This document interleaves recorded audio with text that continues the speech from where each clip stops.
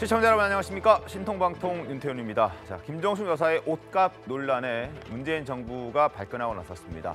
역대 정부에서 특활비를 가장 적게 쓴 정부가 바로 문재인 정부다. 그리고 지금의 이렇게 무분별한 의혹 제기는 도를 넘었다라고 발끈하고 나선 겁니다. 그런데 지적하지 않을 수 없는 문제가 또 하나 불거졌습니다.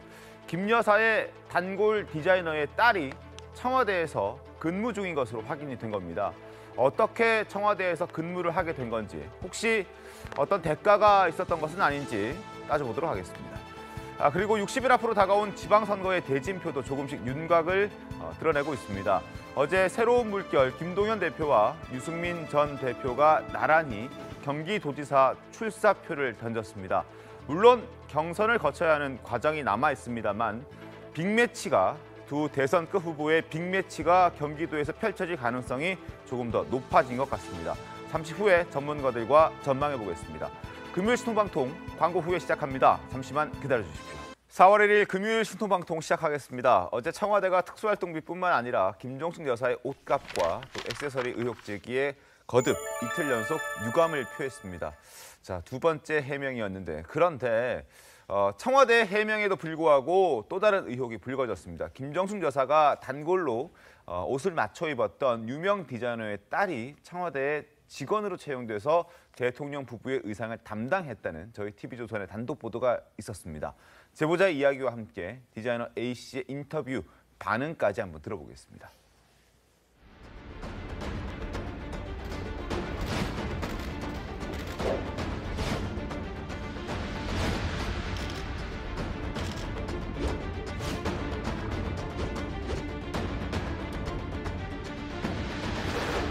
영부인이 되기 전부터 그러한 관계를 가지고 있었다라고 해서 자기한테 몇십 년 단골이다, 이게 굉장히 오래된 인연을 자랑을 하더라고요. 본인의 딸이 청와대 근무하고 있다. 딸이 원래 같이 디자인을 도와주고 있다가 김정숙 여사의 의상을 이제 구매하고 제작하는 데 있어서 역할을 중간에서 하겠다. 따님 관련해서 청와대에서 지금 근무하고 계시잖아요. 아니야, 인터뷰 안 해.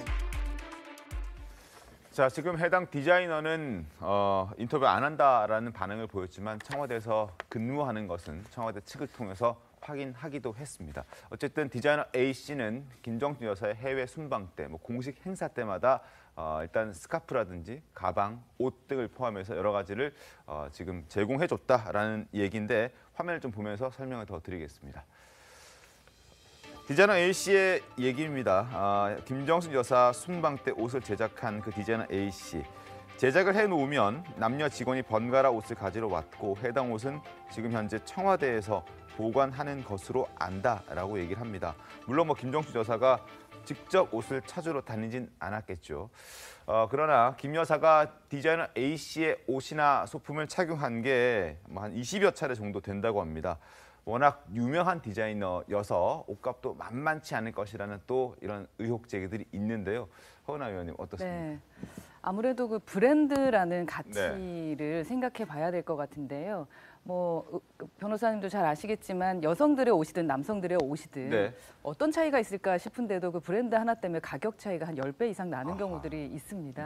그렇기 때문에 평상시에 그 유명했던 브랜드를 제작하셨던 분의 옷이라면 당연히 가격이 좀 높지 않을까라고 예측을 할 수밖에 없고, 그러나 사비로 그것을 구매했다면 저희가 뭐라고 말할 수는 없습니다. 대한민국의 브랜드 가치를 위해서 내가 내 돈 내고 우리 대한민국의 가치를 높이겠다라고 생각하셨으면 상관이 없을 텐데요. 그런데 그 비용이 적정했느냐도 한 번쯤 생각해 보셔야 될 것 같고, 사실은 한 나라의 영부인이라면은 한 곳으로 이 자신의 그 옷을 계속 입다 보면은 조금 몰아주기 형식이 될 수가 있습니다. 정말로 우리나라의 브랜드 가치를 생각했다면 또 수많은 브랜드를 만들어내는 디자이너들이 있으니까 그분들의 옷까지 함께 입으셨다면 또한 욕을 좀 덜 들으셨을 텐데 비판을 좀 덜 이게 받았을 조금 텐데. 좀 문제가 있어 보이는 측면이 좀 있다. 그래서 그 비용에 더 많은 관심을 갖게 되는 것이 아닌가 하는 생각이 듭니다. 알겠습니다. 자, 비용도 비용 문제인데 일단 따져볼 부분은 그 디자이너 A씨. 김정숙 여사가 취향에 따라서 디자이너 A씨의 옷이 마음에 들어서 자주 입었을 수는 있습니다만, 딸의 채용과 관련해서 문제가 좀 불거졌습니다. 이 채용 과정에서 특혜는 없었겠습니까, 혹시? 아니, 청와대에서는 물론 절차대로 채용을 했다 이렇게 얘기합니다. 근데 이제 국민들은 그 절차가 궁금한 거죠. 네. 그게 예를 들어서 자, 무슨 공모원 같은 걸 거쳐서 공개 채용 형식으로 여러 사람이 채용되는데 우연히 그 디자이너의 딸이 채용이 됐다고 한다면 문제가 없을 텐데 네. 지금 그럴 걸로 보이지는 않잖아요. 물론 확인을 해봐야 됩니다, 앞으로. 네. 그럴 걸로 보이지는 않고 디자이너의 딸이라는 이유로 어떤 특별 채용 형식으로 청와대에 들어간 것으로 보여요, 일단. 네. 국민들 눈높이에는. 그렇다면 부적절한 거죠. 그런 게 바로 누구 찬스 뭐 이런 거 아니겠습니까? 지금까지 우리가 혹시나. 계속해서 비판해 오던 그렇기 때문에 아니 저도 채용 과정을 모르죠. 절차대로라고 하니까 네. 그게 무슨 공개 채용 과정을 거쳤는지 특별 채용 과정을 거쳤는지 그 부분을 우선 국민들한테 설명을 해야 될 것이고 네. 특별 채용으로 일단 보이는데 그렇다면 그게 그 김정숙 여사 디자이너 딸이라는 이유로 그렇게 된 것이냐 아니면 다른 이유가 있느냐 하는 부분도 설명을 해야 할 것이다 이렇게 봅니다. 네. 예, 먼저 이제 허은하 의원님께서 말씀하신 부분은 뭐 지금 연구인께서 이제 옷을 특정 디자인의 옷을 이제 입으셨다는 건데 지금 20차례, 20차례로 나오지 않습니까? 그러면 4년 따져보면 1년에 4번이에요, 그죠? 1년에 4번. 지금 이제 4번이지 않습니까? 20차례면 이제 5년 따져보면 1년에 4번입니다. 그리고 지금 어제 청와대에서 발표가 있었지만 그 1년 한 달 생활비가 한 2천만 원을 좀 상회하는 걸로 나오기 때문에 네. 그런데 그 지금 연구인께서 옷에 대해서 좀 관심이 많고 하면은 경우에 따라서 그 정도 지출을 할 수 있지 않을까라는 생각이 들고요. 지금 말씀하신 대로 이 개인적인 취향이나 어떤 거에 따라서 이 정도 액수는 카드가 됐건 네. 현찰이 됐건 그 지출한 부분은 큰 문제가 되지 않을까. 개인 돈이라면은 네. 그런 생각이 들고요. 지금 이제 그 디자이너의 따님이 채용됐다는 임기제로 들어간 것 같아요. 보니까 어떤 뭐 오래 근무하는 게 아니고 임기제면 이제 보통 한 2년 정도. 계약직 직원으로 들어가는 예, 것으로. 그러면 지금 말씀하신 대로 그렇게 뭐 의혹을 제기할 수도 있지만 또 한편으로 보면은 제2 부속실에서 근무해서 연구인 의전 쪽을 담당했던 거로 지금 알려지고 있는데 네. 그런 쪽에 어떤 전문성을 좀 인정을 받아서 특별 채용이 된 게 아닌가 하는 부분도 뭐 이게 아니라는 게 아니라 두 양쪽 다 고려를 좀 해봐야 되지 않을까 그 생각을 합니다. 알겠습니다. 일단 박수현 수석이 오늘 아침에 또 라디오에 나와서 이러저런 얘기를 했습니다. 관련해서 어떤 얘기를 했는지 직접 확인해 보겠습니다. 김정숙 여사가 자주 이용하는 디자이너의 딸이 청와대에서 직원으로 채용이 됐다. 이런 보도가 나왔습니다. 해도 너무한다는 생각이 드는 게 청와대에는 이런 계약직 행정요원급 그 직원들이 많이 있습니다. 네. 전문성을 요하는 계약직 같은 경우는 당연히 공모와 거기에 준한 절차에 따라서 하는 것이고 그렇지 않은 이러한 어떤 계약직의 채용은 뭐 추천이나 뭐 이런 거에 의해서 할 수도 있는 것이고요. 한 분뿐만이 아니라 그런 분들이 많이 계십니다. 문재인 정부 청와대만이 아니라 어느 청와대도 다 그렇게 할 수밖에 없고 그런 것이 이것이 왜 특별한 일이라고 그렇게 주목을 받아야 하는지 저는 동의하지 않습니다. 알겠습니다. 자, 지금 들으신 것처럼 전문성을 요하는 직원들 같은 경우에는 뭐 공모를 거치고 어떤 과정을 거치지만 이렇게 그렇지 않은 경우에는 다른 방법으로 아주 복잡하지 않은 과정을 거쳐서 청와대에서 근무할 수 있다. 그리고 그러한 공무원들은 꽤 많다라고 얘기를 하고 있거든요. 손정희 변호사님 어떻게 보십니까? 제2 부속실의 이제 직원과 관련해서 네. 이제 과거에 문제가 됐던 사례를 말씀드리면 박근혜 전 대통령 때 제2 부속실이 이제 최서원 씨의 만행이 있었다. 권한 없이 이제 업무를 수행했다라는 것이 이제 언론 보도 TV조선을 통해서 보도가 된 사례가 있었는데 그때 문제가 된 특혜 채용이 기억이 납니다. 그때 헬스 트레이너죠. 네. 상급 윤모 씨에 대해서 어떻게 고위직인 상급으로 이제 행정관 지위를 줬느냐 지나치다라는 비판이 있었는데 이번에 이제 디자이너 딸이라고 하지만 이 딸도 2012년경부터 패션업계에서 디자인 관련한 사업을 같이 공동으로 운영했다고 한다면 패션업 종사자입니다. 전문성이 있다라고 보이고요. 들어간 직급은 6급 행정요원입니다. 네. 그러니까 만약에 능력에 비해서 가다한 뭐 연봉을 책정하거나 가다한 어떤 지위를 줬다라고 한다면 특혜성 시비가 있을 수 있고요. 또는 그 자리와 걸맞지 않은 전문성, 예를 들면 디자이너가 아닌데 디자이너로 채용을 했다던가 네. 그런다고 한다면 문제가 되겠지만 지금 그냥 아는 지인 본인의 관계 하나를 가지고 절차를 무시했다, 특혜가 있다라고 몰아가기에는 부족하다라는 점 지적드릴 수밖에 없는 것이고요. 지금 윤 당선인이 제2부속실 폐지한다고 합니다. 네. 하지만 어떤 부서나 어떤 방식으로든 그 영부인, 배우자에 대한 어떤 지원은 해야 되거든요. 당연히 의상도 어떻게 보면 공적 업무의 일환이고 하나의 어떤 업무의 일환입니다. 의상이 격식을 말해주는 것이고 그 외교 무대에서 외교적인 부분의 큰 부분을 할애한다고 한다면 누군가는 담당을 해야 되는데 그런 공개 채용을 해서 정말 이거를 뭐 예를 들면 공무원 법도시 시험 봐서 뽑는 것이냐 그런 문제는 아니기 때문에 현행 기준과 규정에 적합하다 한다면 이게 이렇게까지 소모적으로 정치적인 공세를 할 주제인가라는 의문이 듭니다. 알겠습니다. 제2부속실 폐지 아마 윤 당선인이 얘기를 한 부분 분명히 있죠. 그리고 아마 그것은 지금도 계속 유지가 되고 있는 것 같습니다. 근데 제2부속실 폐지한다는 그 이유 중에 하나도 이러한 불필요하다는 건 뭐 제 개인적인 생각이 다 다를 수는 있지만 추가적인 인원이 들어오고 비용이 발생하는 이런 부분들을 좀 줄이기 위해서 폐지하겠다라고 얘기를 했던 것으로 저는 기억하고 있거든요. 네, 맞습니다. 이게 많은 오해를 불러일으킬 수 있기 때문이다라고 말씀드릴 수 있겠는데요. 지금 말씀하셨던 것처럼 물론 그 영부인께서 해외에 다니실 때 어떻게 입느냐는 상당히 의미가 있습니다. 패션 같은 경우도 상징이고 또 메시지를 주기 때문에 그러한 전문가가 있을 수는 있습니다. 하지만 공개 채용을 안 했다는 지점은 저희가 이야기 안 할 수가 없다. 왜냐하면 지금은 5천만 원 정도의 연봉을 받고 있는 것 같은데요. 나오고 나서 청와대에서 이제 그쪽도 이제 계약직이 끝나면 나올 거 아닙니까? 네. 그랬을 때 그분의 몸값이 어떻게 될지는 아무도 모르는 겁니다. 그래서 그 자리에 가고 싶어서 수많은 사람들이 사실 인수위에 들어가고 싶어 하고 또 인수위에서 일을 하면서 청와대에 들어가 보고 싶다라고 생각하는 분들이 얼마나 많습니까? 아마도 수많은 패션업에 종사하고 있었던 많은 분들이 그 자리에 들어가고 싶었을 겁니다. 그런데 어떠한 공개도 없이 나에겐 기회도 주지 않고 누군가 그냥 아는 지인이기 때문에 그 자리에 채용이 됐다라고 하면 그 또한 공정하지 못하다라고 청년들은 생각할 것 같습니다. 알겠습니다. 어쨌든 경쟁이 필요한 분야였는데 그러지 못했다라는 부분에서는 좀 지적이 나오는 것 같습니다. 자, 디자이너 A 씨의 딸의 일단 채용과 관련된 부분은 여기서 좀 정리를 하도록 하고 의상값과 관련해서 좀 얘기를 더 해보겠습니다. 어제 박수현 국민소통수석이 브리핑을 통해서 특별활동비 문제 없이 집행됐다. 그리고 무분별한 옷값 의혹 제기는 유감스럽다라는 뜻을 밝혔습니다. 어제 이렇게 확인해 보겠습니다. 임기 말 청와대의 특수활동비뿐만 아니라 김정숙 여사의 옷값과 액세서리까지 거론되는 무분별한 의혹 제기에 다시 한번 유감을 표합니다. 문재인 정부는 역대 정부 대비 특수활동비 규모를 최소화하고 감사원 검사를 최초로 도입하였으며 단 한 건의 지적도 받은 바가 없다는 점을 다시 한번 강조합니다. 자, 그리고 이 일을 두고 청와대는 특별활동비와 관련해서 제도 개선이 필요하다는 점까지 얘기를 했습니다. 덧붙였는데 목소리 한번 들어보시죠. 청와대가 특수활동비의 세부 내역을 공개하지 않는 것은 정부의 공통된 방침에 따른 것입니다. 대검에 대해서도 2019년 특수활동비 공개 소송이 있었습니다. 1심에서 부분 패소했지만 항소를 하였습니다.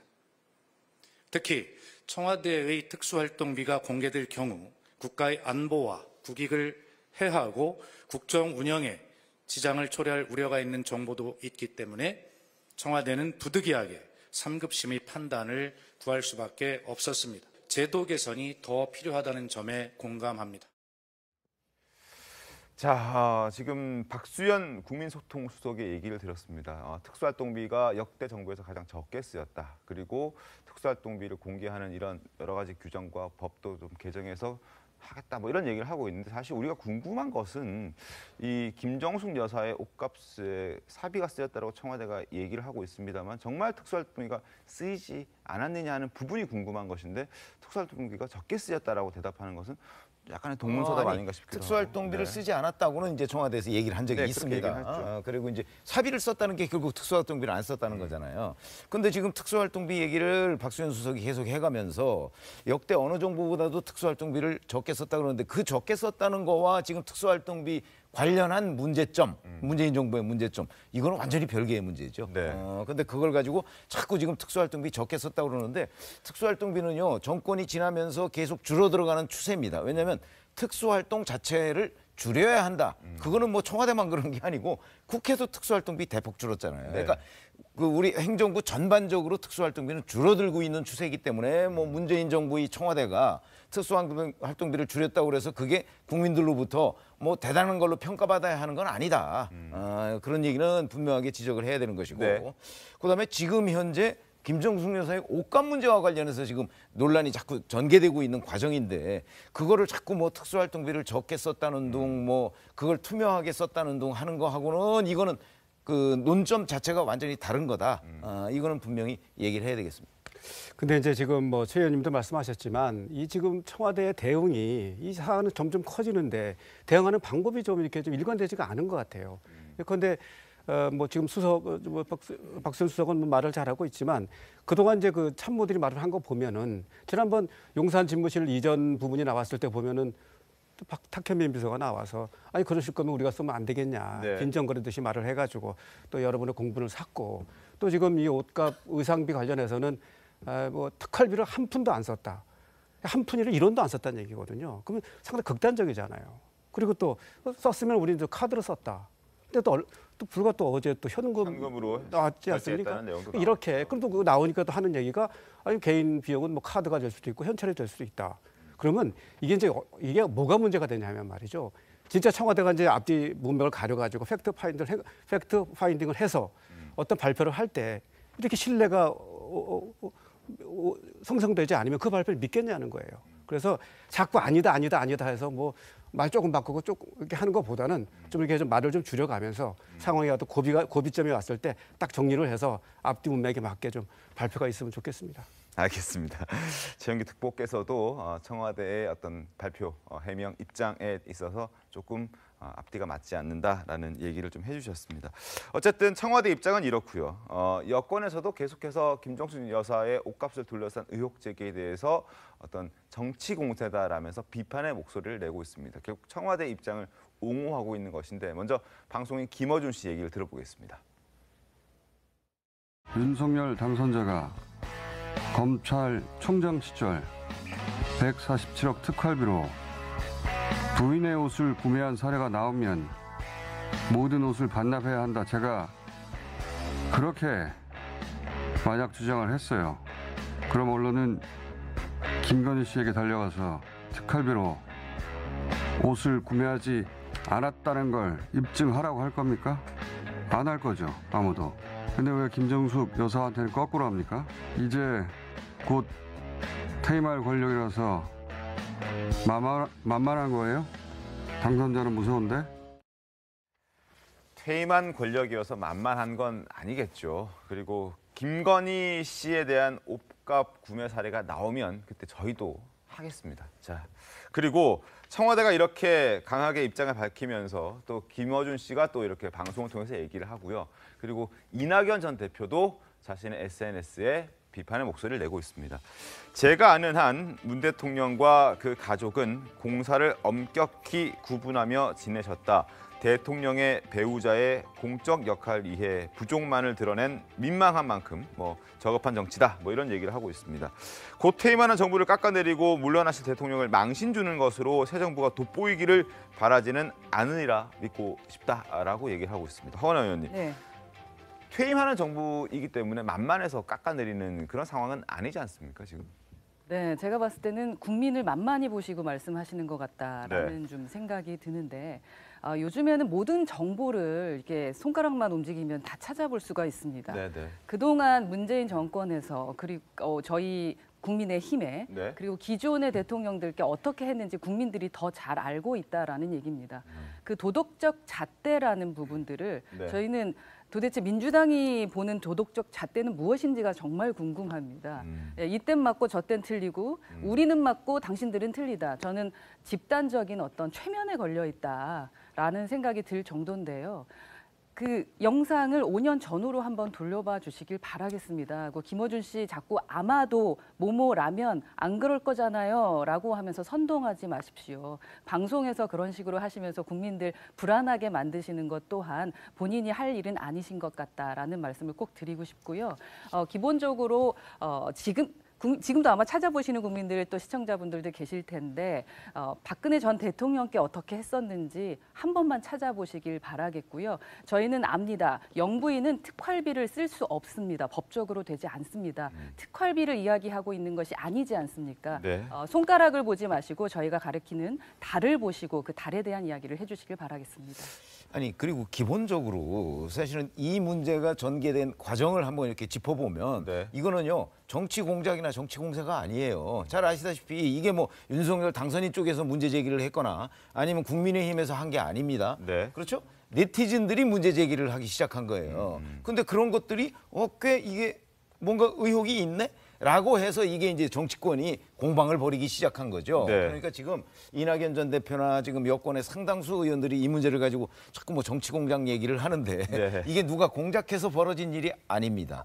그거는 분명히 우리가 확인을 하고 넘어가야 되는 겁니다. 알겠습니다. 그러니까 이제 뭐 우리 의원님 말씀대로 5년 전을 돌려보면은 내로남불이라고 이제 지적을 하시는데 그 부분은 뭐 이런 수긍 가는 부분이 있어요. 왜냐하면 지금 대통령께서도 과거에 한 발언이 있기 때문에. 그런데 지금 이제 말씀하신 대로 정치 공세가 아니다라고 보기엔 또 이것도 제가 보기엔 또 과한 그 판단이 아닌가 생각이 됩니다. 왜냐하면 지금까지 팩트로 확인된 건 아무것도 없어요. 잘못된 부분이.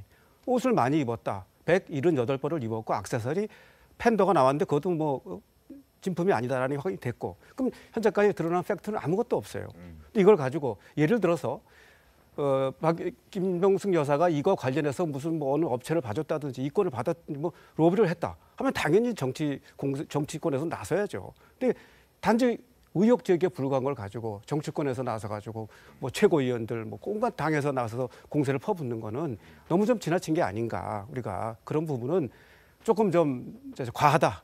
그 생각을 합니다. 알겠습니다. 저희는 좀 이 말씀을 드리고 싶은데 말씀하셨던 것처럼 저희가 의혹 제기를 한 적이 없습니다. 국민들께서 하셨고 그리고 국회의원이라면 국민의 목소리에 맞춰서 국민이 궁금해하는 부분에 대한 질의를 할 수 있다라는 말씀을 드리고 싶습니다. 알겠습니다. 자, 그리고 지금부터는 석연치 않은 부분들을 좀 한 번씩 뒤집어보는 시간을 갖도록 하겠습니다. 자, 특활비냐 아니냐 따져 물었더니 특활비 아니다. 사비로 결제했다. 그리고 결제는 어떻게 했느냐 했더니 카드로 했다라고 얘기를 했던 게 청와대였습니다. 자, 먼저 지난 2017년 10월에 저희가 인터뷰를 한 구두 장인의 목소리를 좀 한번 들어보고 이야기를 이어가겠습니다. 카드 결제 하려고 그러니까는 여사님이 아유 현금 드려라 왜 이렇게 신발도 잘해주셨는데 뭐 카드 결제 하지 마 그냥 현금으로 드려 그러니까 현금으로 딱 갖고 와서 너무 기분 좋았지. 김정숙 여사 구두를 9켤레를 사갔다 그랬잖아요. 6개. 그 비용은 다 현찰로 받으셨어요? 카드. 그럼 본인이 직접 오신 건 아니죠? 아니죠. 그 밑에 그 보좌관이 왔죠. 자, 현금이냐 카드냐 뭐 그게 뭐가 중요하냐라고 생각하시는 분들도 계시겠지만 어쨌든 그 결제한 금액이 뭐 1, 2만 원, 1, 20만 원이 아니라 수백만 원 단위이기 때문에 그 현금을 들고 다니면서 결제하는 사람이 많이 없었을 겁니다. 손정희 변호사님. 그러니까 공적 자금을 유용했는지 여부가 이 문제의 본질이라고 한다면 카드를 썼는지 현금을 썼는지가 중요한 것은 아니고 과연 특활비가 적정하게 이제 집행이 됐는가를 살펴보면 될 문제입니다. 기억의 혼동 때문에 카드를 줬지만 현금으로 줬을 수도 있고 또 일부는 이제 카드 결제가 잘 안 이루어지는 곳들은 또 현금으로 결제에 대해 가능성, 개연성을 열어두셔야 되는데 일단 청와대 해명 중에는 정권 최초로 감사원의 감사를 특활비를 받았다는 겁니다. 만약에 거기에 집행 과정에서 어떤 부실의 문제가 있거나 횡령의 문제가 있거나 공적 자금에 대한 무분별한 유용이 있거나 목적의 사용이 있었다고 한다면 당연히 감사원의 지적이 있었을 것인데 지금 감사원 발로 그 당시에 이제 옷값이나 의상실을 특활비로 결제했다라는 반박은 나오지 않고 있거든요. 그렇다고 한다면 감사원이라는 공적 기구가 감사한 결과를 이제 공신력 있게 우리가 봐줘야 되는 거 아닐까 생각이 들고, 그렇다면 특활비가 아니라 개인 사비로 지출을 했다는 건데 개인 사비로 현금으로 쓰든 카드를 쓰든, 그리고 이 카드로 결제했다고 말한 이분도 사실은 모든 사생활을 다 알고 있지는 않겠죠. 제가 주로 카드를 쓰지만 현금으로 결제를 할 수 있는데 제 측근이 대부분은 카드로 씁니다라고 말한 정황에 불과합니다. 그게 불일치한다라고 해서 거짓말을 했다던가 뭔가 의혹이 더 강화됐다라고 보기엔 좀 어렵지 않을까. 그리고 여기 지금 인터뷰를 하신 분도 무슨 장인께서 처음에는 카드 결제하려고 했다는 거잖아요. 근데 소상공인이 카드 결제는 수수료가 나가기 때문에 현금으로 드는 게 더 유리하죠. 그래서 고마우니까 현금 결제했다라는 겁니다. 그런데 이걸 가지고 마치 뭔가 현금으로 결제했다는 것은 증빙을 남기지 않기 위한 뭔가 이상한 것 같은, 이렇게 보도해서는 안 된다고 보입니다. 알겠습니다. 근데 국민 눈높이로 봐야 되지 않을까요? 적어도 한 20-30만 원 정도를 현금으로 결제할 수 있다고 저는 생각합니다. 그리고 간혹 그렇게 할 수 있다고 봐요. 네. 그런데 옷값 같은 거를 700만 원을 5만 원권으로 가서 현금 결제하는 거 주변에서 많이 보셨습니까? 왜냐하면 현금 결제는 따지고 보면 이게 혹시 떳떳하지 못한 돈 아닌가? 라는 오해를 받기 십상이에요. 더군다나 이게 100만 원 단위가 넘어가면 그렇습니다. 네. 그런 점에서 본다면 저는 구두 뭐 6켤레 값 뭐 그거 현금 결제할 수 있다고 봅니다. 더군다나 소상공인이 뭐 카드 그 뭐 수수료 같은 거 나가는 거 이런 걸 배려해서 충분히 할 수 있다고 보는데, 적어도 저런 걸 포함해서 그다음에 옷값 700만 원 어쩌고 등등 있잖아요. 그런 것들을 다 봉투에다 넣어서 현금으로 결제했다? 이거는 추가적인 설명이 좀 필요하다고 봐요. 알겠습니다. 그건 그냥 뭐 소상공인을 생각해서 그냥 현금으로 씁니다라고만 하고서 넘어가기에는 너무나 그 국민 눈높이에 맞지 않다. 이렇게 생각합니다. 저는 이제 이렇게 생각을 좀 한번 해볼게요. 저도 이제 제가 한 50 초반까지만 해도 좀 좋은 음식점 가서 좀 가격이 좀 나오는 데 가서 봐서 어떤 사람이 현금으로 계산하는 걸 보면은 왜 저렇게 하나 했어요. 아니 뭐 나중에 잔돈이 나오면 또 챙기기도 귀찮고 거기다 또 연말에도 연말정산 때 혜택도 보는데 왜 현찰을 쓸까 생각을 했는데, 제가 좀 나이가 들어 보니까 그 수긍이 가는 부분이 있어요. 어떤 친구? 그러니까 예를 들어서 제 친구 중에 이제 그 좀 고위공직자를 하는 친구가 한번 이른바 한 탄도 쏜 적이 있어요. 괜찮은 집에 가서 쓰니까 돈이 꽤 나왔어요. 근데 그걸 카드 계산을 하더라. 카드가 아니라 현금을 주더라고요. 그래서 내가 끝나고 나서 친구야 왜 그렇게 했는가 했더니 근거가 나면 나중에 복잡할 수 있다는 거예요. 내가 사줘도 문제지만 뭐 얻어 먹어도 문제지만 많은 돈을 고급집에 샀을 때 그게 나중에 뭐 알려지면은 괜히 불편할 수가 있다는 거예요. 그러면 구두 6켤레라든지 그 옷을 누비몹 같은 경우에 근거를 남기면 안 된다라고 생각해서 썼다라고 지금 말씀하시는 건가요? 그러니까 그 경우는 제가 좀 설명을 드려보면 제 개인적인 생각입니다. 예를 들어서 대통령 누비옷 그 옷에 가신 게 신발 장인하고 그게 대통령 영부인 되시고 나서 얼마 지나지 않아서로 좀 나오잖아요, 그죠? 네. 그러면 뭐 국회의원 그 부인하다가 대통령 영부인이 되면은 신발이나 옷이나 백이나 구두 이런 수요가 얼마나 많겠습니까? 한꺼번에 가서 만약에 구두 15켤레라고 그거 얼마나 많아요, 보기도 민망하고. 그러니까 그게 이제 만약에 카드 계산해 버리면 나중에 근거가 남잖아요. 그런데 김정숙 그 영부인이 그 특보님, 그러니까. 그래서 그런 등등 따졌을 때 영빈의 동선도 노출이 되고 그런 행동이 다 알려지면 나중에, 왜냐하면 개인 신상이 다 그 카드 기록서 남지 않습니까? 그래서 위험한 발언을 하고 계신 것 같아요. 그런 부분도 정리가 좀 필요할 것 같은데요. 고려해서 일단은 지금 지인분 얘기를 하면서 근거를 남기지 않기 위해서 현금을 썼다. 쓰는 사람도 있다. 일정 부분 이해는 된다. 김정숙 여사 역시 누비못이라든지 구두를 결제할 때 카드를 쓰지 않은 이유가 그러한 이유 아니겠느냐. 동선 공개라든지 이런 것 때문에 근거를 남겨서는 안 되기 때문에 쓴 것 아니냐. 결국 그렇게 근거를 남겨서는 안 된다. 얘기를 하시면 결국 사비가 아니라 혹시라도 공금을 쓴 것 아니냐. 그게 특활비가 아닐까 하는 의심을 안 할 수가 없게끔. 그러니까 돈의 출처가 의심이 나서가 아니라 영부인의 동선이 노출이 되고 이렇게 신발 옷 샀다는 게 알려져봤자 좋을 게 뭐가 있겠습니까? 그러니까 개인 돈으로 샀는데 지금 예컨대 지금 뭐 그게 1,000만 원, 300만 원, 500만 원 하니까 막 5만 원짜리 이만큼 생각을 해서 막 이거 혹시 뭐 특활비 아니냐 이렇게 생각하시는데 그런 부분도 있을 수 있다고 좀 생각을 할 수 있지 않는 생각이 됩니다. 개인적인 의견이라고 생각할 텐데 어쨌든 듣는 분에게는 시청자 여러분께는 좀 오해할 수도 있을 것 같다는 생각이 어떤 들어서 어떤 부분에 오해를? 근거를 남기지 않기 위해서 현금을 썼다라고 말씀하시는 그 부분에서 일단 오해를 하실 수도 있어요. 근거를 남기지 않는다는 게 이걸 특활비를 썼는데 근거를 안 남긴다는 게 아니라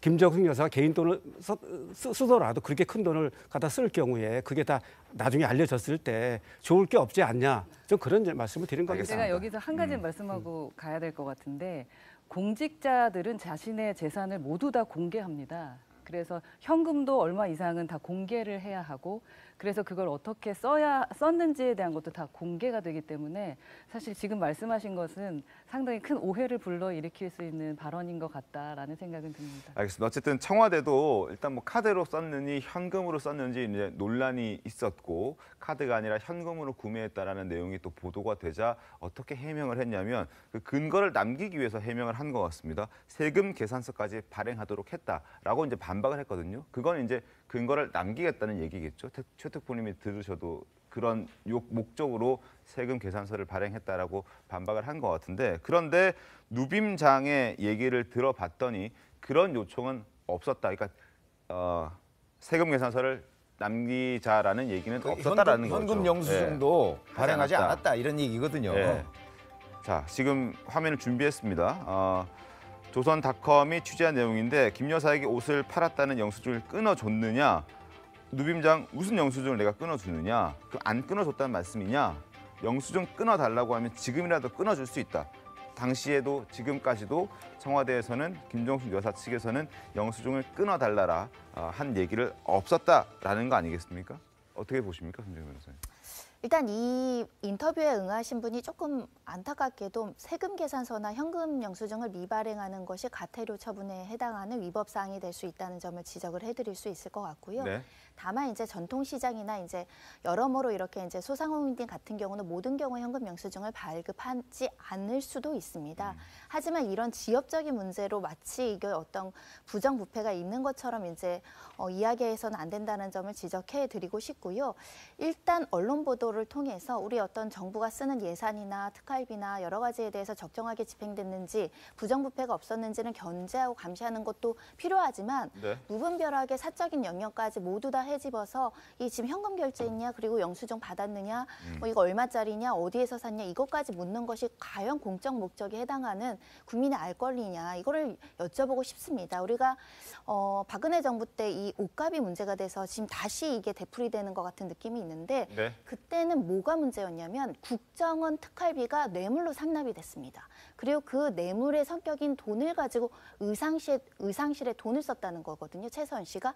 그래서 박 전 대통령의 어떤 의상실의 문제, 제2부속실 문제가 커진 건데 그렇다고 해서 지금 그러면 문재인 정권에서 그런 어떤 뇌물 문제가 있느냐, 큰 부정부패 비리가 있느냐, 그렇지 않은데 단 배우자의 그 옷이 좀 많다, 화려하다는 것을 전제해서 이걸 아주 세밀하게 현미경으로 가는 게 과연 지금 정권이 바뀌는 상황이고 여러 정책들을 해야 되는 시점에서 이 보도의 어떤 거중 조정이 좀 필요하지 않을까 생각을 해봅니다. 알겠습니다. 자, 김정숙 여사의 옷값 문제는 여기서 좀 정리를 좀 하도록 하겠습니다. 어쨌든 많은 얘기들이 나왔고 청와대에서는 사비다 그리고 카드든 현금이든 그건 사비로 쓰였다는 것은 틀리지 않는 사실이다라고 얘기하고 있고 무분별한 지금 의혹 제기는 도를 넘었다라는 입장까지 나왔습니다. 그럼에도 풀리지 않는 의혹들은 여전히 남아 있는데 시간이 조금 지나면 아마 그런 의혹들도 서서히 좀 풀리지 않을까라는 생각이 듭니다. 경찰 수사도 진행 중이니까 그 부분도 한번 결과를 지켜보겠습니다. 그리고 청와대가 고위공직자 이제 재산을 공개하는 과정에서 이례적으로 생활비 액수도 공개를 했는데요.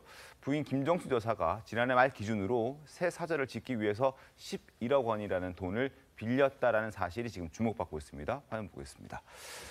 지난해 12월 31일 기준 김 여사의 채무가 11억 원이 있었다. 이 채무는 사인 간, 개인 간의 거래로 만들어진 채무고 이해관계가 없는 사람에게 빌렸다.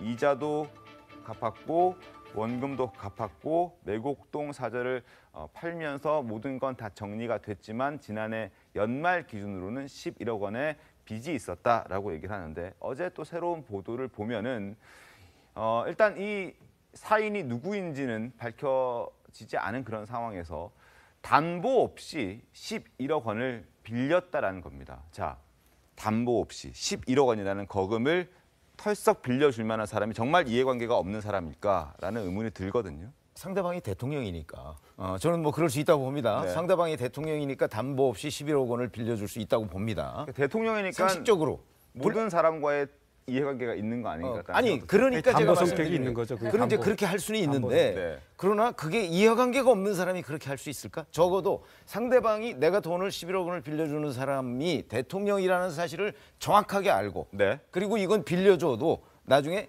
반드시 뭐 담보나 이런 거 얘기하지 않아도 반드시 갚을 수밖에 없을 것이라는 걸 분명하게 아는 사람이 했을 거 아니에요. 네. 그거를 저는 한마디로 줄이면 이해관계가 있는 사람 아닌가요? 저는 그렇게 이해하고 있습니다. 어떻습니까? 아니 지금 말씀하신 대로 이해관계가 뭐 대통령이시니까 뭐 5천만이 다 이해관계가 있는 거 아니겠습니까? 애들부터 어른까지 다. 그런데 저는 이제 그 담보 부분 말씀하시잖아요. 아, 네. 11억 원이나 되는 돈을 누가 진짜 담보도 없이 주느냐. 아까 말씀하셨지만 현직 대통령 부부입니다. 부부. 그걸 갚은 시점도 임기가 끝나기 전이고 그 정도 확실한 담보가 어디 있겠습니까? 그리고 왜 그 사람 신원을 밝히지 않느냐. 근데 역으로 저는 이 빌려준 사람이 원치 않았을 수가 있어요. 역으로 이 사람의 신분이 노출되면은 오히려 사업이나 어떤 생활에 부담, 지장을 받을 수 있지 않을까요? 그게 대통령과 동거래 했다고 하면은. 그러니까 그거를 마치 대통령 부부가 특혜를 주기 위해서 슬쩍 모르게 했다 이렇게 생각할 수도 있지만 그거보다는 오히려 대통령이라는 직위에서 확실한 담보를 받고 한 거고 그리고 오히려 그 계약 당사자가 신분이 노출돼 가지고 알려지면은 사업상이나 여러모로 피해를 받을 수도 있다라는 부분도 고려했다고 저는 생각할 수 있습니다.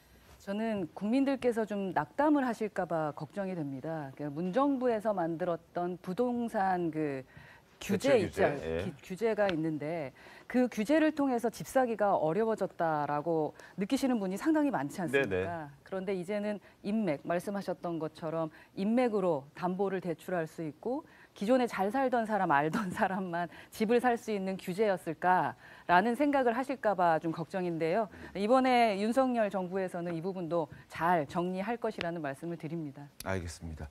어쨌든 담보 없이 11억 원이라는 거액의 돈을 빌릴 수 있었다라는 부분 아마 국민 정서적으로는 좀 납득이 안 갈 수도 있는 그런 대목이 아닐까 싶어서 좀 저희도 설명을 좀 드려봤습니다.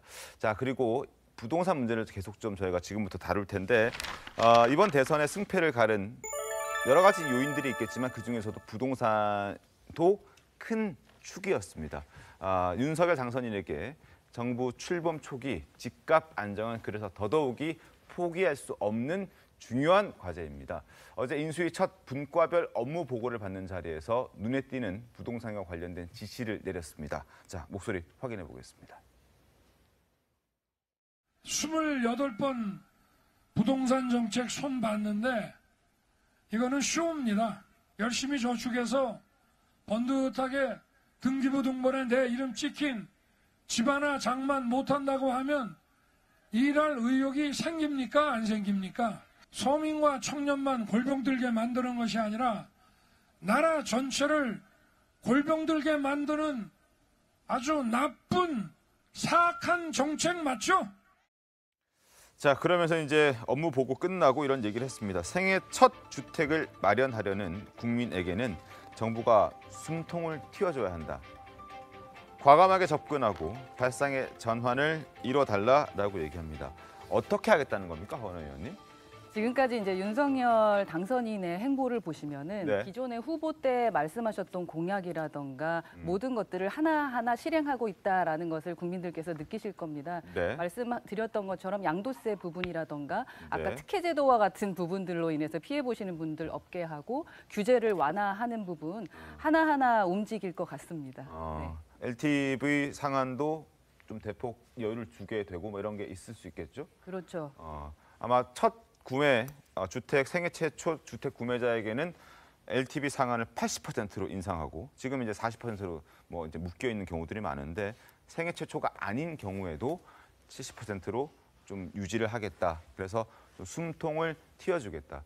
당장 돈이 없더라도 대출을 통해서 갚을 능력이 있으면은 주택을 구매할 수 있는 그런 상황을 만들겠다라는 게 윤 당선인의 의도고 정책의 방향인 것 같습니다. 하나 여쭤볼 게 있는데 네. 위원님한테 LTV도 중요하지만 DSR을 조정하는 게 더 중요한 거 아닌가요? 그런 구체적인 것은 이제 네. 인수위 끝날 때 네. 정리가 될 것 같고요. 그 가장 중요한 핵심은 말씀하셨던 것처럼 네. 집을 갖는 것, 내 집을 마련하는 것이 꿈이 아니고 그러니까 현실화될 수 있도록 하는 그러한 정책들이 무엇인가라는 것을 하나둘 만들어갈 것입니다. 지금 젊은 친구들이 가장 어려워하는 게 DSR이에요. 그러니까 내가 원리금 상환 비율이라 해가지고 집값에 대한 어떤 몇 퍼센트 하는 것도 중요하지만 더 중요한 거는 내가 버는 소득에 따라서 원리 상환 비율을 어디까지 인정해 줄 거냐. 그거를 낮춰줘야지 돈을 빌릴 수가 있죠. 아무리 LTV를 올려줘도요. 그게 없으면 그게 안 되는 겁니다. 그 부분도 뭐 당연히 DSR과 LTV는 함께 가야 되는 게 맞는데 네. 그 인수위 측 관계자 얘기를 들으면 일단 먼저 LTV부터 완화를 시켜놓고 DSR은 함께 따라가는 방향으로 정책을 가꾸겠다 뭐 이런 얘기를 한 적이 있습니다. 두 개 동시에 해버리면 너무 혼란스러워지는 걸 좀 우려한 것 같습니다. 자, 어쨌든 새 정부의 부동산 정책에 대해서 저희가 얘기를 하고 있는데 최상목 인수위 경제 1분과 간사의 목소리 한번 들어보겠습니다. 현 정부에서 다주택자 양도소득세 중과 한시 배제 방침을 4월 중 조속히 발표하고 발표일 다음 날 양도분부터 적용되도록 소득세법 시행령을 개정하여 줄 것을 요청합니다. 현 정부에서 조치가 이루어지지 않을 경우 새 정부는 출범 즉시 시행령을 개정하여 5월 10일 다음 날 양도분부터 1년간 다주택자 양도세 중과가 배제되도록 하겠습니다. 자, 홍성필 의장님, 일단 양도세 얘기가 나왔습니다. 집을 팔았을 때 세금이 너무 과도하다. 그래서 팔지 않는 사람들이 많기 때문에 이걸 좀 낮추겠다라는 것 같은데 어떤 공급을 위해서 이런 정책을 펼치는 거겠죠? 부동산 정책이라는 것이 뭐 다 아시다시피 쉬운 정책이 아니죠. 네. 그러니까 부동산이 급등하는 시기에는 사실 어떤 방책을 써도 그걸 원활하게 막기 어려운데 문제는 이제 그동안에 지난 정부에서 그 28번의 네. 그 여러 가지 정책을 시행하는 과정에서 그 소위 말하는 대증요법만 이렇게 썼다는 점이 문제가 됐고요. 그다음에 뭐 다들 아시는 것처럼 공급이 절대적으로 그 부분을 제대로 해석하지 못했다라는 것이 있는데 지금 우리나라 경우에 이제 그 다주택자들이 대개 60% 정도의 주택을 소유하고 있다. 부동산을 그렇게 이야기합니다. 그러니까 그 부분에서 어떤 매물이 나오지 않으면 그 문정부에서 계속 진행됐던 사지도 팔지도 못하고 살지도 못하는 그런 정책이 계속 이어질 수밖에 없기 때문에 양도세를 완화하는 것 다만 그것이 얼마만큼 어디까지 완화할 것이냐 시기적으로 이 문제이지 뭐 저 방향은 뭐 누구도 사실 부인하기 어렵다 이렇게 생각합니다. 1년이라는 시간을 줬더라고요. 그 다주택자 양도세 중과라는 게 이제 다주택을 몇 채 이상 가지면은 중과를 때리거든요. 근데 이거를 이제 집값을 중과한다라는 표현을 죄송합니다. 이제 이걸 원래 이제 그 문정부에서 그걸 이제 집값을 잡으려고 한 건데 이게 역으로 매물을 씨가 말린 건 괜찮은 거 매물의 씨를 말리는 경우가 돼버린 거예요. 그러니까 이제 그 이재명 후보도 후보 시절에 1년간 다주택자들의 중과세를 유예하자. 그러니까 요거를 왜냐면 계속은 풀 수는 없어요. 그럼 이제 또 이게 또 주택이 한쪽에 몰리니까. 그래서 지금 공급 말씀하셔서 공급 측면이에요, 이게. 그래서 공급을 늘리기 위해서 한 1년 정도 유예해 주면은 다주택자가 한 채 빼고 팔지 않겠냐라고 해서 지금 이 부분이 나오고 있는 것 같습니다. 알겠습니다. 양도세가 어떻게 지금 형성이 되어 있는지 화면 보면서 설명드리겠습니다. 자, 1주택자 12억 이하의 1주택자에게는 일단 보유 실거주 조건을 충족했을 시에는 양도세가 없습니다. 다만 다주택자가 문제가 되겠죠. 2주택자에게는 20%, 그리고 조정 대상 지역의 3주택 이상에게는 30%포인트가 더 추가로 부과됩니다. 그래서 최고로 따지면은 예를 들어 75%의 세율이 붙는다는 건데 10억짜리 집을 팔았을 때 2억 5천만 원 정도밖에 남기지 못한다는 거죠. 그 나무 타액의 75%. 타액의 10억의 타액의 저 계산은 복잡한데 쉽게 얘기하면 이런 겁니다. 자기가 집을 여러 채 가지고 있는데 자꾸 팔으라고 하는데 팔면 대부분이 다 세금으로 나가버린다는 거죠. 그래서 오히려 안 팔고 있다 이런 거거든요. 그러니까 요거를 세금으로 나가는 액수를 좀 줄여주면 팔지 않겠느냐 이겁니다. 요지는. 알겠습니다. 앞서 최 특보께서도 말씀해 주셨듯이 이재명 당시 후보도 이런 얘기를 했었습니다. 목소리 한번 확인해 보시죠. 다주택자 양도세 중과 완화 요거요. 김부겸 총리께서 비판하고 당내에서도 비판 나오고. 최종 목표는 다주택자들이 주거용도 외에 주택을 시장에 매물로 내놓게 하기 위한 정책입니다. 오히려 그게 시장에 매물이 나오지 못하도록 막는 부작용이 일부 발생하기 때문에 한시적으로 또 단계적으로 기회를 주자는 것입니다. 굳이 이제 서로 동의가 안 되면 몇 달 후이기 때문에 선거 끝난 후에 얼마든지 할 수 있는 일이라는 생각도 듭니다. 허은하 의원님, 자 인수위에서 1년간 다주택자 양도세 중과를 배제하도록 하자라고 얘기했더니 민주당에서 더 강한 드라이브를 걸겠다라고 얘기하고 나섰더라고요. 보셨습니까 혹시? 뭐 워낙에 이제 저희가 하면은 공격하시고 네. 그리고 원래 주인은 우리다라고 얘기하시는 스타일이기 때문에 뭐 예상했었습니다. 아니 그 더 강한 드라이브가 아니라 그런 이제 임대차 3법의 문제고 이 부분은 제가 보기에 인수위 쪽에서 걱정할 게 없는 게 요거는 법 개정 사항이 아니에요. 이건 저 시행령을 시행령을 바꾸면 되기 때문에 윤 당선인께서 취임하신 다음에 바로 시행령은 또 이거 바꾸고 나면요 소급 적용이 가능해요. 근데 예전에 총선 앞두고는 김태년 당시 원내대표라든지 이런 부분들께서는 양도세를 수정할 계획은 전혀 없다라고 하셨던 분들이 민주당 분들이죠. 그렇죠. 근데 아시겠습니다만 이번 대선 때 그래서 정권 교체가 된 거 아닙니까? 그것이 민심이 반영돼서 그러니까 너무나 규제를 하다 보니까 규제만 하다 보니까 해결이 안 돼요. 그래서 공급을 늘리자. 그 당장 지으려면 몇 년이 걸리고 10년 이상 걸리잖아요. 네. 그런데 이거 다주택자의 규제를 풀어주면은 아까 말씀하신 대로 다주택자가 60%니까 신도시 몇 개 급의 매물이 나올 수 있다는 거예요. 그럼 그게 외려 공급 효과, 제공 효과가 있으니까 네. 그래서 집값을 좀 잡아보자. 그런 차원에서 나온 거기 때문에 어렵지 않을 겁니다. 네, 그래서 뭐 가장 중요한 건 그겁니다. 당선인이 말씀하시는 건 국민만 바라보고 가겠다. 뭐 누가 드라이브를 걸고 안 걸고의 문제라기보다는 국민께 가장 이익이 되는 것이 무엇인지에 따라서 저희가 결정을 할 겁니다. 알겠습니다. 일단 인수위의 최상무 간사의 얘기를 저희가 아까 들어봤듯이 일단은 민주당이 동의를 좀 해줘야 되는데 안 해줄 경우를 대비해서 5월 10일 다음 날 그러니까 5월 11일부터는 하겠다라고 얘기를 하고 있으니까 일단 상황을 좀 지켜보도록 하겠습니다. 홍선표 의장님, 일단 인수위에서도 사실 민주당 협조가 그렇게 적극적이라고 생각하지는 않나 봐요. 일단 이런 얘기 하는 거 보면. 이 문제 그렇죠. 예, 아마 그건 뭐 말씀하셨지만 민주당 내에서 그동안에 있었던 정책 기조가 네.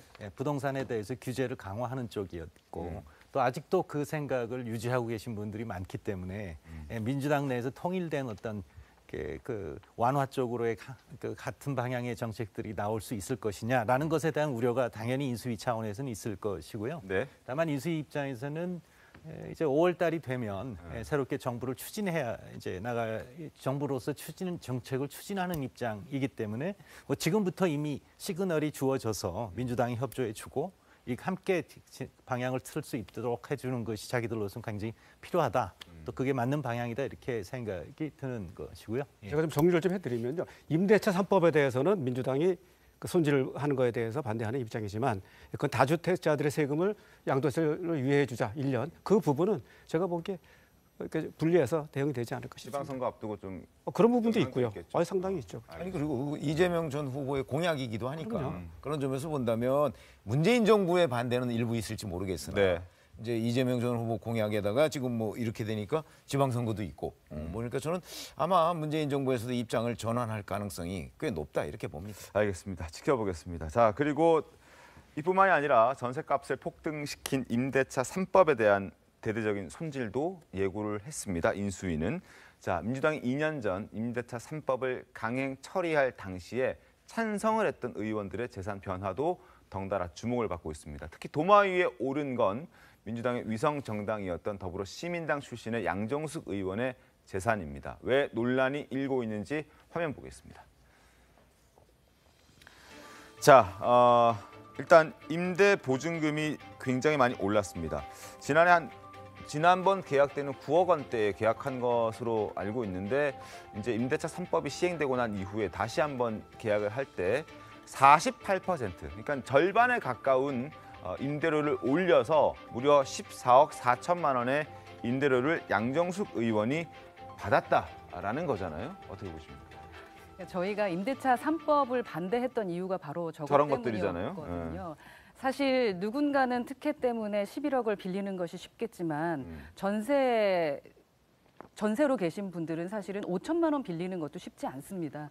그런데 갑자기 40%의 보증금을 올려달라라고 한다면 거기에 남아 있을 수 있을까 하는 생각이 들고요. 나와야겠죠. 나오라는 얘기입니다. 그러니까 민심은 전혀 생각하지 않았고 또 그 임대차 3법이라는 게 사실 세입자를 보호하겠다라는 것이고 그거에 찬성했던 의원님께서 바로 저렇게 40%를 올렸다라는 것은 진짜 정말 반성하셔야 되는 부분 아닐까 하는 생각이 들고요.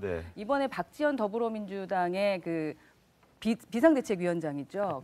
한 라디오에 나가서 그 얘기 했더라고요. 부동산 문제가 있었던 사람은 다음번에 봉천을 주지 않겠다. 그래야 한다라고 하셨는데 그 약속이 꼭 지켜져야 될 것 같다라는 말씀을 드리고 싶습니다. 알겠습니다. 그래서 임대시장 관련해서 한 마디 좀 드려도 될까요? 저도 이제 전세사를 많이 했는데요. 이 전세 계약이 2년 처음에는 뭐 6개월도 있었고요. 1년도 있고 그랬어요. 전세 계약이. 그러다 이게 2년 되면서 되게 안정감을 찾은 거고요. 저도 전세를 살아보면은 2년 금방 갑니다. 살다 보면 2년 금방 가고 그럼 또 이사를 가야 돼요. 근데 올려달라고 그럼 이제 2년을 더 갱신 요구를 할 수가 있으면 4년 정도 기간이면은 나름대로 자기가 차후에 어떤 내 집 마련 계획을 따라서 움직일 수 있고 또 하나 부분은 전세값이 다락같이 올랐다는 부분에 대해서 이게 과연 이 임대차 3법 때문에 오른 것이냐 단지 왜냐 그동안 글로벌 경제가 거품이 끼면서 부동산 값이 다락같이 올랐거든요. 저희 집도 한 두세 배 올랐어요 몇 년 새에. 그러니까 집값이 오르면 임대차 3법을 통과시킬 때 그런 문제들에 대한 지적들이 굉장히 많지 않았습니까? 있었죠. 그러니까 2년 더 편하게 지낼 수 있게끔 해드리는 건 좋은데 그렇게 됐을 때 이렇게 벼락같이 임대료가 오를 수 있다는 우려가 있었던 부분을 우리가 충분히 얘기를 했었는데 실제 찬성했던 양정수 의원을 포함해서 여러 민주당 의원들께서 이렇게 50%라는 상승폭을 올려버리면 어떻게 되는 거죠? 이런 부분은 지금 앵커님 지적하신 대로 비난받을 수 있는 부분이 있는데 제가 말씀드리는 거는 전세값이 올라간 게 단지 임대차 3법 때문이냐라고 보기에는 그동안 아파트값이 너무 올랐다는 거예요. 전세값은 아파트값이 올라면 같이 올라가니까. 알겠습니다. 그런데 이제 근본적인 문제는 지난 정권에서 시장을 국가나 정부가 지배할 수 있다고 생각하는 그 부분이 문제가 더 있었던 거죠. 특히 주택이나 부동산 가격이나 더군다나 그 실거주에 관한 임대차의 부분을 국가가 나서서 기한을 정해주고 가격을 정해주고 그러면서 그 시장을 자기 국가 정책에 따라서 움직일 수 있다고 생각하는 자체가 기본적으로 이 자유경제주의에 반한다는 거. 그리고 제일 중요한 것은 실거주의 문제는 바로 굉장히 그 실생활에서 소위 의식주 중에 가장 중요한 문제 중에 하나이기 때문에 그 부분에 대한 어떤 국가의 조치는 다른 경제 활동에 대해서도 이것이 시장에 주는 시그널이 시장 경제가 아니라 뭐 나쁘게 말하면 사회주의적인 계획 경제적인 측면으로 이해될 수 있는 점이 있기 때문에 바로 저 부분에서 여러 가지 시장의 왜곡이 나타나고 또 주거 시장의 왜곡이 바로 저 임대차 3법이 하나의 원인이 아니라 커다란 원인을 제공했다. 저는 뭐 그렇게 생각이 듭니다. 알겠습니다. 양정수 의원은 뭐 법대로 했기 때문에 크게 문제되지 않는다라고 얘기를 하고 있습니다만 어쨌든 임대차 3법을 찬성하고 통과시킨 의원이 50%에 대한 임대 보증금을 증가했다는 부분에 대해서는 비난을 피해갈 수 없을 것 같습니다. 그리고 임대차 3법을 직접 발의한 박주민 의원은 이 자신이 발의한 법안 때문에 피해를 봤다라고 얘기를 합니다. 목소리 들어보겠습니다. 갱신 청구권 행사 횟수에 제한은 없지만요. 임대인이 그 갱신 청구를 받았을 때 갱신에 대해서 거절할 수 있는 사유들을 규정해 놨고요. 그렇기 때문에 그 갱신이 항상 계속 된다. 이렇게 또 보기만은 어려운 게 또 제 법입니다. 지금까지의 법에 비춰봤을 때는 이제 집주인보다는 세입자 보호를 강화하고 있는 건 맞습니다. 네. 그런데 잘 아시겠지만 독일, 일본, 뭐 미국 같은 주요 국가들, 뭐 덴마크 같은 북유럽 국가들 포함해서요. 임대차의 경우에 기간의 정함이 없이 임대차 계약하는 것이 원칙이고요. 그래서 어떻게 보면은 다른 이제 선진국의 입법례와 비슷한 그런 방향의 입법 체계다. 자, 어떻게 재산 변화가 있었는지 한번 보여드리겠습니다. 아파트 임차권이 기존에 3억 8천만 원이었는데 이번에는 7억 원으로 일단 내역이 공개가 됐습니다. 그만큼 전세 보증금이 인상됐다. 그래서 7억 원이라는 아파트 임차권이 발생을 했다. 과거 자신이 이 임대 3법이 발의되기 직전에 보증금을 9%나 올려받아서 내로남불이라고 비판받았었는데 그걸 본인이 직접 피해 당사자가 됐다라는 상황이 됐습니다. 쉽게 얘기하면 이겁니다. 네. 본인의 집이 중구 신당동에 있어요. 네. 그런데 그거는 이 임대차 3법 때문에 많이 못 올렸잖아요. 근데 본인이 전세를 사는 집의 거는 올려줄 수밖에 없게 된 거죠. 예. 그러니까 이제 피해를 봤다. 이런 대목이 되는 건데 본인이 임대차 3법 발의를 했으니까 네. 그 피해는 본인이 감수해야 될 부분이죠. 그런데 우리가 지금 여기서 얘기하는 거는 네. 바로 그런 피해자들 또는 이런 어떤 시장 왜곡 같은 게 임대차 3법 통과될 때 네. 충분히 예상이 됐다는 거예요. 근데 그 예상이 됐음에도 불구하고 그걸 무리하게 강행 통과시켰기 때문에 지금 사실은 전세보증금이 엄청나게 올랐고 그래서 지금 이런 사태가 벌어졌다. 그러니까 그 부분에 관해서 누군가는 책임을 져야 되는데 지금 민주당에서 다시 또 임대차 3법을 오히려 강화하겠다고 나오고 있는 거잖아요. 강화하면 또 한 번 전세금이 폭등할 가능성이 있다는 거죠. 자, 알겠습니다. 지금부터는 조국 전 법무부 장관 얘기해 보겠습니다. 부인 정경심 교수가 현재 수감 중인데 운동 관련 서적을 선물했다라는 보도가 나왔습니다. 정봉주 전 의원의 목소리를 통해서 확인해 보겠습니다.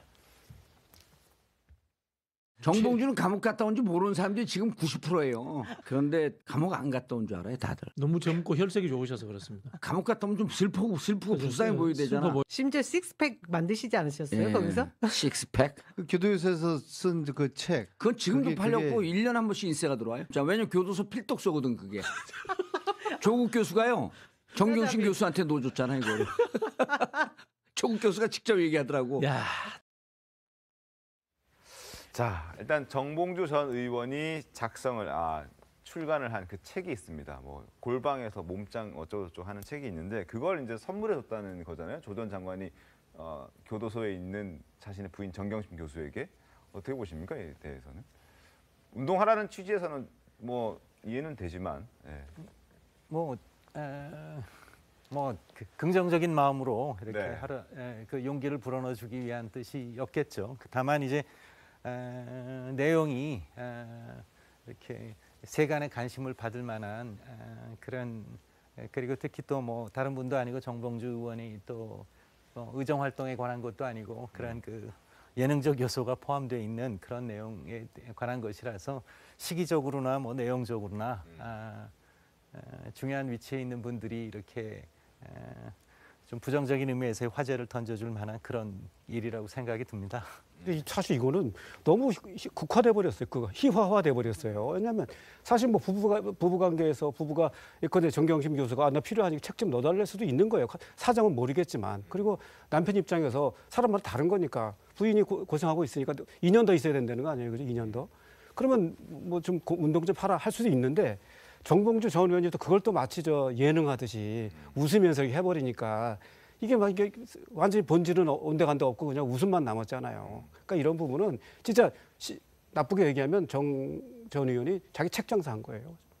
알겠습니다.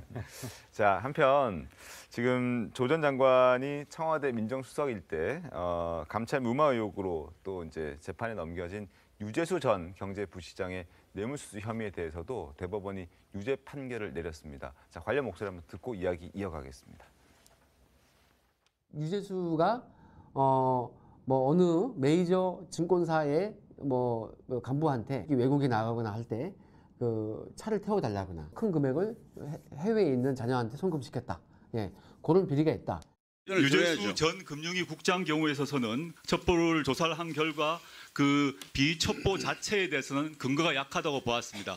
그런데 그 비첩보와 관계없는 좀 사적인 문제가 나왔습니다. 그 말씀은 제가 답변을 드리지 못하겠습니다. 그거는 프라이버시 문제라고 생각합니다. 저는 굉장히 중요한 금융정책국장 자리를 내려놔갖고 내려놓고 사실상 불명예스럽게 내려놓게 돼서 처벌받았다고 생각하고 있습니다. 경미한 품위 위반으로 김 전 국장 자리를 인사조치한다라는 통보를 받고 그게 끝입니다. 자, 유재수 전 시장의 부시장의 지금 저 확정 판결은 사실 의미가 좀 있습니다. 조 전 장관이 약간의 덮으려고 했던 부분이 이제 드러났고, 아니 실제 덮었죠. 예, 실제 덮었던 확정 판결을 사건인데 받았기 때문에 그 문제에 관해서 김태우 전 특감반원이 이제 폭로를 해서 수사가 다시 시작돼서 지금 대법원 확정 판결까지 간 거잖아요. 네. 그러면 그동안 조국 전 장관이 국회나 이런 곳에서 얘기했던 그 아주 사적인 문제가 나와서 뭐 별게 아니다라는 식은 거짓말이었다. 뭐 이런 것들이 다 지금 입증돼 있는 거 아니겠습니까? 네. 그렇게 본다면 적어도 그 조국 전 민정수석이 민정수석으로 있을 당시에 유재수 전 국장을 봐줬다 이런 거 아니에요. 봐줬다는 부분은 법원에 의해서 검찰 수사와 법원에 의해서 그게 확인이 된 셈이죠. 조 전 장관도 감찰 무마 혐의로 지금 재판 중입니다. 아마 결과에 영향이 있을 것 같습니다. 지켜보겠습니다.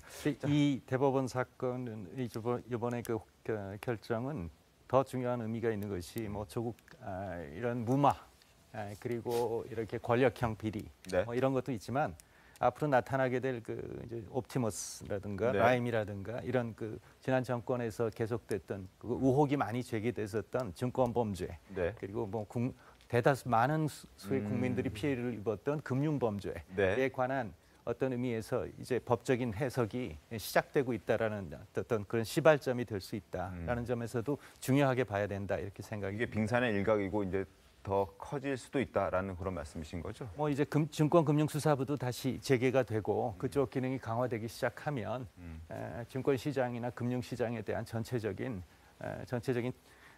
재평가가 시작돼야 된다 하는 점에서 이제 이 결정이 중요하다 이렇게 생각이 듭니다. 알겠습니다.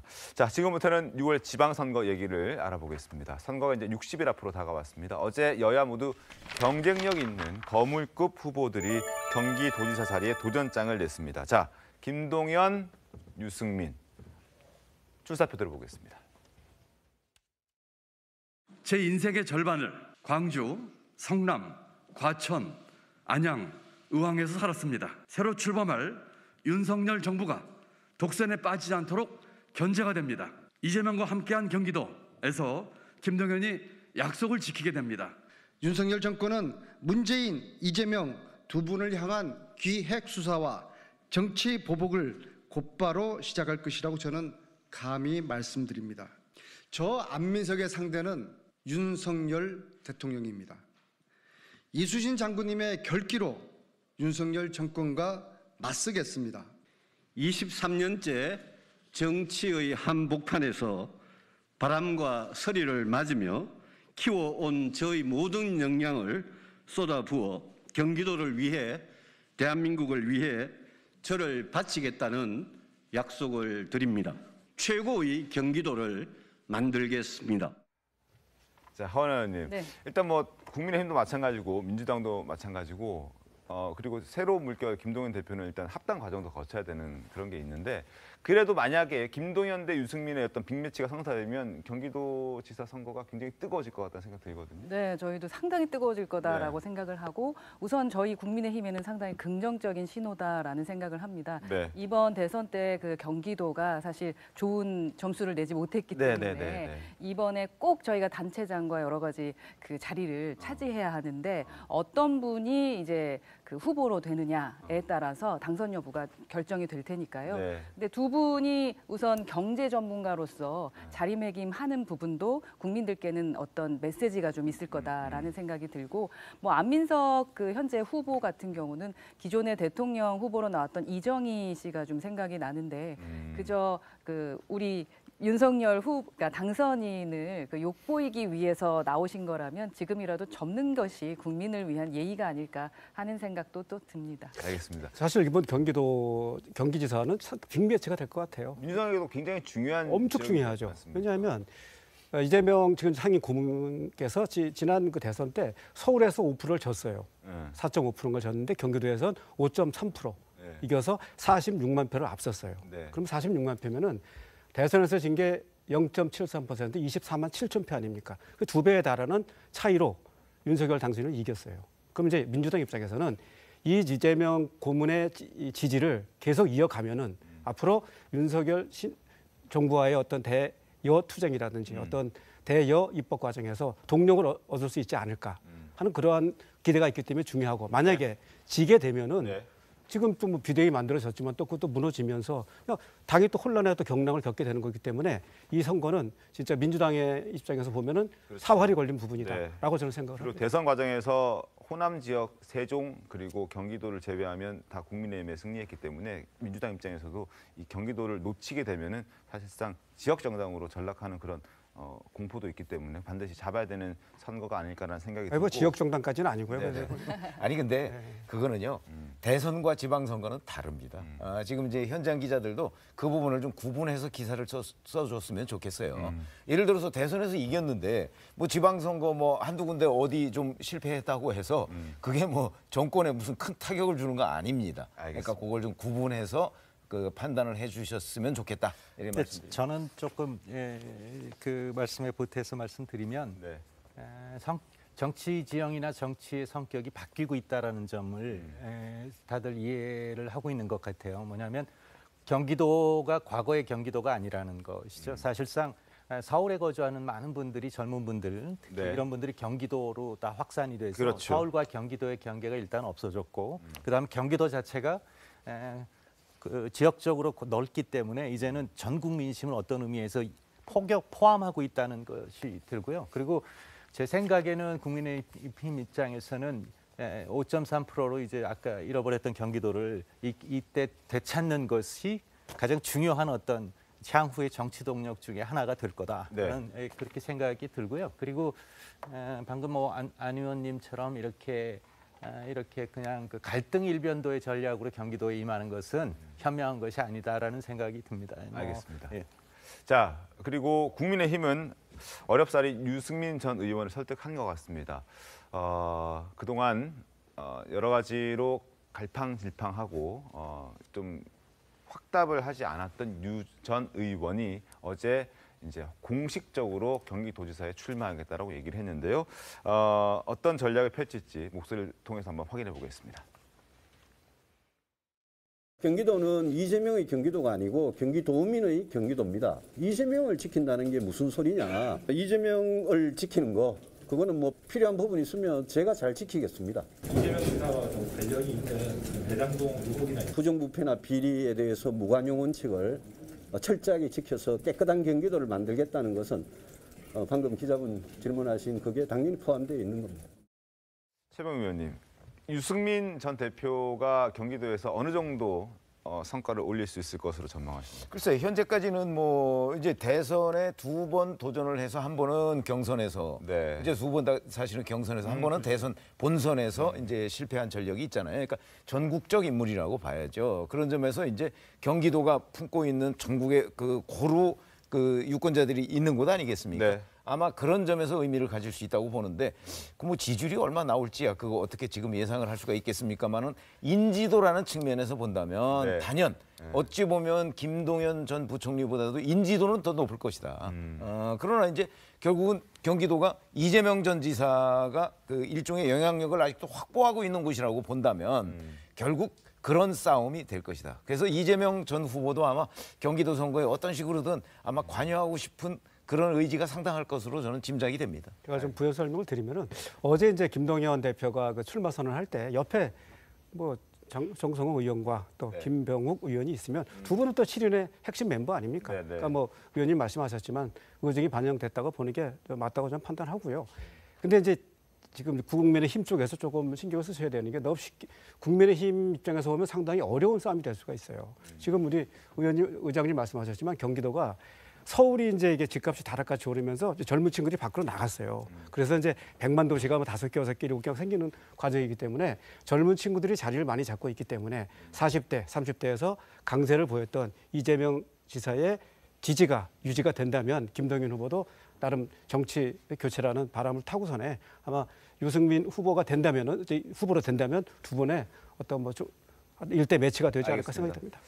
자, 이재명 상임 고문 일단은 뭐 서울에는 송영길 전 대표 경기도에는 김동연 또 전 후보가 됐으면 좋겠다라는 얘기를 했다라는 보도도 있었습니다. 뭐 민주당에서는 사실 아니다라고 얘기를 했지만 그만큼 이번 선거에 이재명 상임 고문도 굉장히 신경을 많이 쓰고 있다. 향후 자신의 어떤 행보에도 영향을 줄 수 있기 때문에 신경을 많이 쓰고 있다는 것을 엿볼 수 있는 그런 내용이기도 했습니다.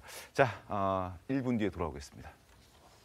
오늘 준비한 신통방통 여기까지입니다. 다음 주에 더 신통하게 돌아오겠습니다. 고맙습니다.